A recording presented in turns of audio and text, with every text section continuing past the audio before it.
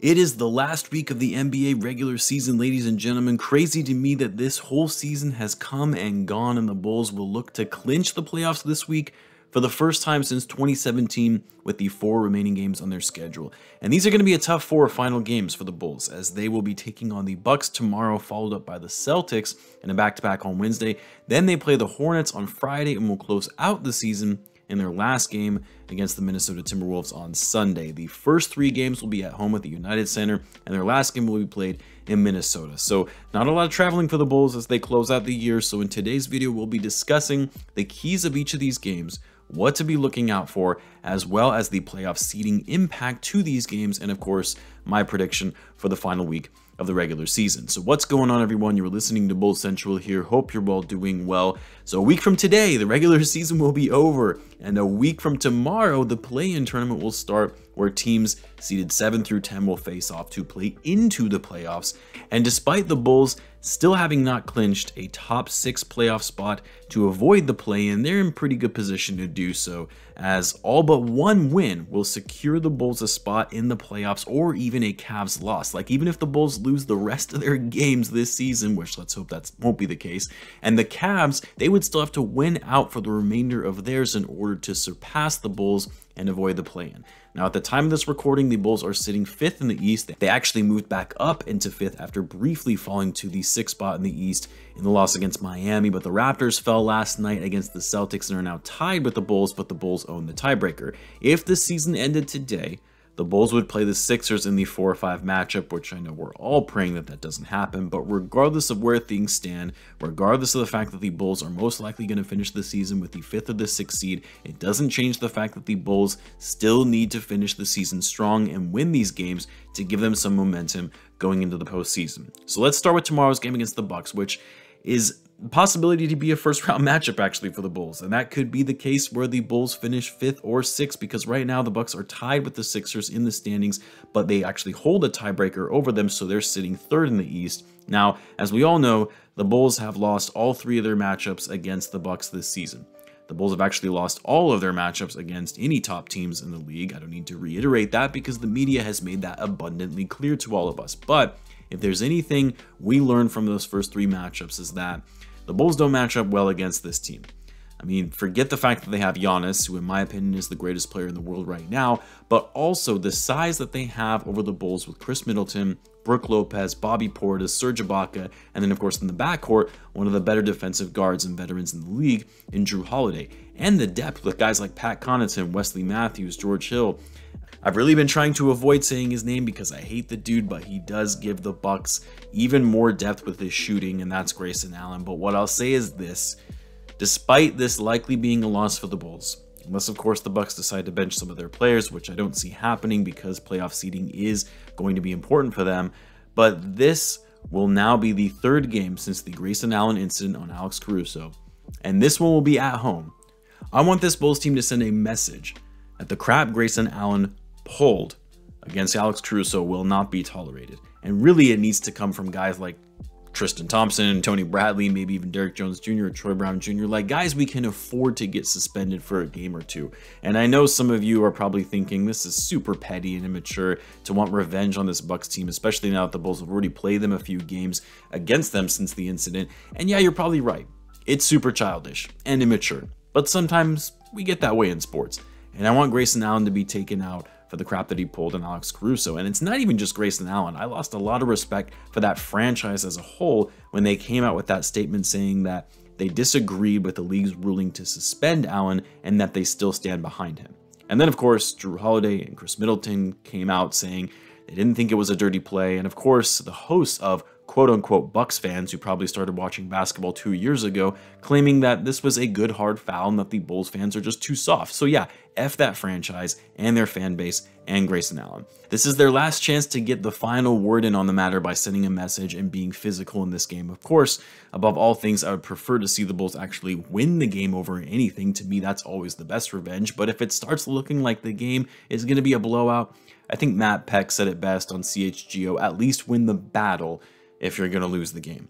For this game, though, I mean, we already know what to expect. It's another game in which you try and figure out how you stop Giannis, which no team can really do. The Bulls have tried sending him to the foul line in order to stop him, which has worked here and there, but Giannis is still going to get his. He's going to crash the boards. He's going to score. He's going to be the defensive stopper in the paint that he is. He's going to be the playmaker that he's become down low. He's just an incredible basketball player and a future Hall of Famer. It's what makes this Bucks team such a challenge to go against. I think in this game, you have to start Patrick Williams over Caruso or Javonte Green just to give the Bulls some more size and defense against Giannis. Tristan Thompson needs to be getting a fair amount of playing time as well because he's more of an enforcer than someone like Vucevic is. And Ayo is going to have a very tough assignment in guarding Jrue Holiday. This is going to be a game in which the Bulls have to keep up the pace and moving the ball around in transition because you don't want the Bucks to easily be able to set up their defense by running plays in the half court. I've been saying it all season, but the Bulls are just far better when moving quickly and keeping up the ball and player movement to catch teams off guard and trying to defend their quick play. Then the Bulls have another tough assignment the following night against the Celtics.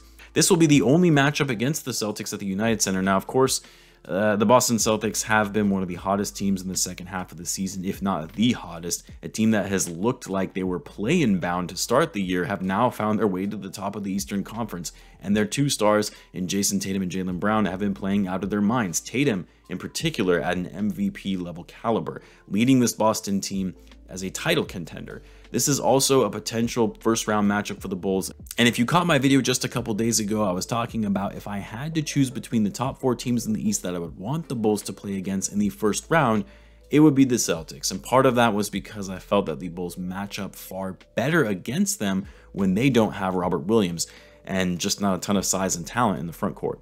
And when you stack up DeRozan and Lavine to Tatum and Jaylen Brown, they're fairly comparable. Like, yes, I think the Celtics have the edge between these duos, but when Lavine and DeRozan are on and playing at their best, they're right there with these guys in Boston. So I think in this game, because the Celtics are undermanned down low, you have to feed Vucevic. Vucevic is a better player than Al Horford or Daniel Tice. This is going to be a big mismatch for Vucevic to take advantage of.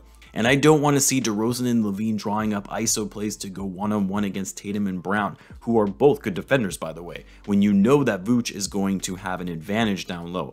Obviously, the Bulls are still going to need to rely on Lavine and DeRozan scoring, but Vucevic is going to be the X factor in this game. Then the Bulls will play their final game at the United Center against the Hornets, in which the Bulls will take on LaMelo Ball. Now, I know some people have asked, will Lonzo be back for this game to play against his brother? And as much as I would love to see him back and available to play, I cannot see it happening because based on the fact that what Billy Donovan said is that they'll update us on Lonzo's status by Tuesday or Wednesday to see how he's responded to ramping up his running. Like, that doesn't even mean he's going to be available to play, but rather how he's responding to the ramping up of his speed. I think it's fair to say that at this point that Lonzo Ball is going to be out for the rest of the regular season, and you have to hope that he'll be back for game 1 of the playoffs. But either way, this is one of those games for the Bulls after coming off back-to-back games against the league's elite, in which you have to win the game going against a team that is in the middle of the pack of the East, likely won't even make it out of the play-in. I have a hard time seeing them advance when you have teams like the Hawks and the Nets in the play-in. That being said, though, it's still not a team that you should be taking lightly, especially now that they have Gordon Hayward back in the lineup, who was out for some time due to injury. You can't underestimate the skill and improved season from Miles Bridges, and he's been averaging over 20 points per game. The Hornets have 3 players, actually, who are all averaging around 20 points per game in Bridges, LaMelo Ball, and Terry Rozier. A guy who has been wildly inconsistent as well, but can score in a hurry is Kelly Oubre Jr. This is a team that if you're not careful on the defensive end, they will light you up. And the Bulls have fallen victim to that a lot this season. That being said, though, this is another game in which the Bulls match up much better than most, and that the Hornets don't have a ton of size despite the trade that they made for Montrezl Harrell, which I think was a solid pickup for them, by the way, and a player I really wanted the Bulls to go after. But this is another game where Vucevic is going to have an advantage going against a smaller team and a team that doesn't have a lot of talent in the front court. Again, as long as the Bulls' backcourt can maintain quality defense to not allow their 3 main scorers to go off. Then finally, the Bulls will close out the year in the final game of the season in Minnesota, another team that is looking to secure a top 6 spot in their respective conference. And for the Wolves, a team that is looking to finally make it to the playoffs since 2018 and have been playing great basketball in the second half of the season with the incredible year that Karl Anthony Towns has been having.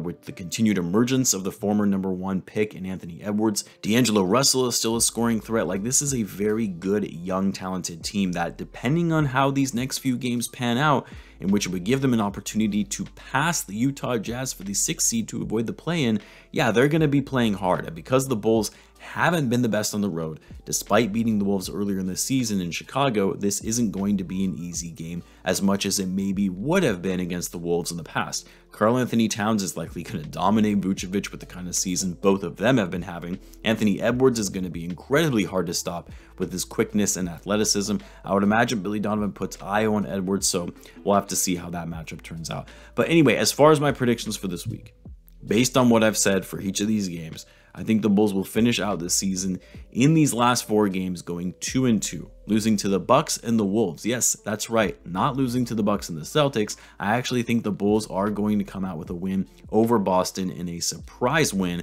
and finally be a top team in the NBA. Even though I know the Bulls beat the Celtics earlier in the season, but they weren't a top 3 team in the NBA at that time. And I think the way that the Wolves have been rolling and they're fighting for that final playoff spot, and because it's a road game for the Bulls, I see this one being a hard game for the Bulls to get a W. I also think it's likely that the Bulls' seeding will be set by then, and I wouldn't be surprised if Billy Donovan decides to rest DeMar and Vooch and Lavine for that final game. So because of all these factors, I think a loss is more likely, with the Bulls going 2-2, which would mean they would finish the season 47-35, which for the record, I predicted the Bulls would win between 45 and 47 wins in my preseason prediction video way back in October, and thought that that would be a great outcome for this new Bulls team. But I want to know what you guys think though. How do you think the Bulls will close out the season in these final games? Let me know in the comments. I'll have live chats for all of these games if you would like to join in. Until then, guys, as always, be sure to subscribe if you're a Bulls fan, as I do post daily Bulls content. Thanks again for tuning in, guys, and I will catch you in the next one.